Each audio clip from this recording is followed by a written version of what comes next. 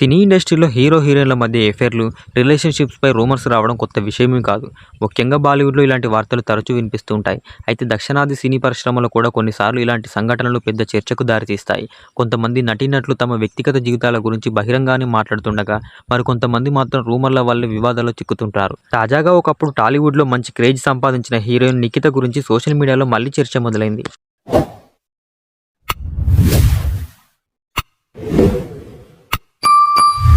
నిఖిత 2002లో వచ్చిన 'హాయ్' అనే తెలుగు సినిమాతో హీరోయిన్‌గా సినీ ఇండస్ట్రీకి పరిచయమైంది. మొదటి సినిమాతోనే తన అందం, అభినయంతో ప్రేక్షకులను ఆకట్టుకుంది. ఆ సినిమా తర్వాత ఆమెకు టాలీవుడ్‌లో వరుసగా అవకాశాలు వచ్చాయి. ముఖ్యంగా 2003లో వచ్చిన 'కళ్యాణరాముడు' సినిమాతో మంచి విజయాన్ని సాధించడంతో నిఖితకు గుర్తింపు మరింత పెరిగింది. ఆ తర్వాత 'సంబరం', 'ఖుషి ఖుషిగా', 'ఏవండి శ్రీవారు', 'మహారాజశ్రీ' వంటి సినిమాల్లో నటిస్తూ టాలీవుడ్‌లో తనకంటూ ప్రత్యేక గుర్తింపు సంపాదించుకుంది. నిఖిత తెలుగులో మాత్రమే కాకుండా తమిళం, కన్నడం, మలయాళం భాషలో కూడా సినిమాలు చేసింది. ఆమె నటన కంటే అందం, గ్లామర్‌తో ప్రేక్షకులను ఆకట్టుకునే హీరోయిన్‌గా గుర్తింపు పొందింది. ముఖ్యంగా కన్నడ ఇండస్ట్రీలో ఆమెకు మంచి క్రేజ్ ఏర్పడింది. అక్కడ పలువురు స్టార్ హీరోలతో కలిసి సినిమాలు చేస్తూ బిజీ హీరోయిన్‌గా మారింది. ఇదే సమయంలో ఆమె కన్నడ స్టార్ నటుడు దర్శన్‌తో సన్నిహితంగా ఉన్నారనే వార్తలు బయటకు వచ్చాయి. అప్పటికే దర్శన్ వివాహితుడు కావడం వల్ల ఈ విషయం పెద్ద వివాదంగా మారింది. ఈ విషయం తెలిసిన దర్శన్ భార్య విజయలక్ష్మి తన భర్తపై పోలీసులకు ఫిర్యాదు చేసినట్లు అప్పట్లో వార్తలు వచ్చాయి. దీంతో ఈ వ్యవహారం పెద్ద చర్చకు దారితీసింది. ఆ సమయంలో దర్శన్పై కేసు నమోదై ఆయనను పోలీసులు అదుపులోకి తీసుకున్నారని కూడా వార్తలు వెలువడ్డాయి.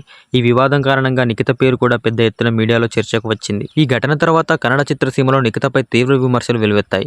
అప్పట్లో కన్నడ ఫిల్మ్ ఛాంబర్స్ ఆమెపై తాత్కాలికంగా నిషేధం విధించినట్లు వార్తలు వచ్చాయి. అయితే తర్వాత ఆ నిషేధాన్ని ఎత్తివేశారు. అయినప్పటికీ ఆ వివాదం ఆమె కెరియర్పై ప్రభావం చూపిందని సినీ వర్గాలు భావించాయి. ఒకప్పుడు వరుసగా సినిమాలు చేసిన నిఖితకు తర్వాత అవకాశాలు తగ్గిపోయాయి. సినీ కెరియర్లో కొంతకాలం విరామం తీసుకున్న నిఖిత 2017లో వ్యాపారవేత్త గగన్‌దీప్ సింగ్‌ను వివాహం చేసుకుంది. పెళ్లి తర్వాత 'రాజసింహ' అనే ఒకే ఒక కన్నడ చిత్రంలో చివరిసారిగా కనిపించింది.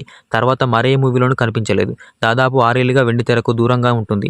అయితే మధ్యలో కన్నడ బిగ్ బాస్ మొదటి సీజన్లో పాల్గొని రెండో రన్నరప్‌గా నిలిచింది. ఆమెకు ఓ కూతురు కూడా ఉంది. ప్రస్తుతం ఆమె సోషల్ మీడియాలో యాక్టివ్‌గా ఉంటూ తన కుటుంబంతో తీసుకున్న ఫోటోలు, తన వ్యక్తిగత జీవితానికి సంబంధించిన విషయాల గురించి అభిమానులతో పంచుకుంటుంది. మరి హీరోయిన్ నిఖిత తెలుగులో నటించిన సినిమాలో మీకు ఏ సినిమా అంటే ఇష్టమో కామెంట్ చేయండి.